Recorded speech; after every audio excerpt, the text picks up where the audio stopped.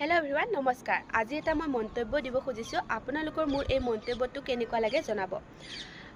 মই এতিয়া বেংগলোৰত আছো আৰু মই এটা কোম্পানী টাটা কোম্পানীত মই কাম কৰো আৰু মই এতিয়া গম পাইছো যে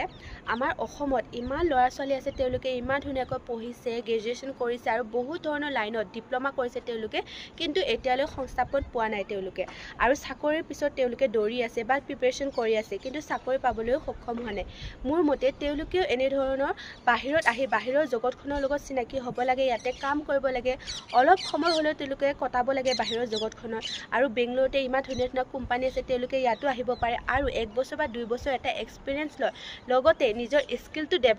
ডেভেলপমেন্ট কৰি তেওঁলোকে অসমত যায় ধুনীয়া এটা সংস্থাপনৰ লগত জড়িত হ'ব পাৰে নতুবা তেওঁলোকে ইয়াতে থাকি ধুনীয়াকৈ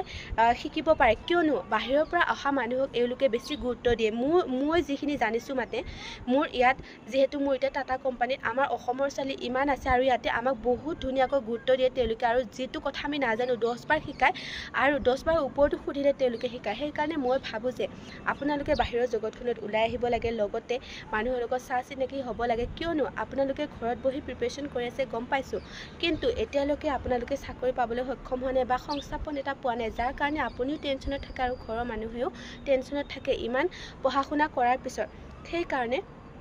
যদি আপোনালোকে পাৰে বা আপোনালোকৰ ভাল লাগে তেনেহলে বাহিৰত আহি কাম কৰি চাব তাৰ পিছত আপোনালোকে গম পাব যে বাহিৰৰ জগতখনো ইমান বেয়া নহয় আৰু তো এটা কথা জানি যে নিছফালে জগত ভাল। সেই কাৰণে মই ভাবো যে আমাৰ অসমত বহুত ল'ৰা ছোৱালী আছে বহুতে মানে ডিগ্ৰী কমপ্লিট কৰিছে তেওঁলোকে আহিব লাগে এবাৰ এক্সপ্লোৰ কৰিব লাগে আৰু মোৰ মতে কৰি চাব লাগে। আজিলৈ আহিছো আৰু মোৰ এই মন্তব্যটো আপোনালোকৰ কেনেকুৱা লাগিলে জনাব।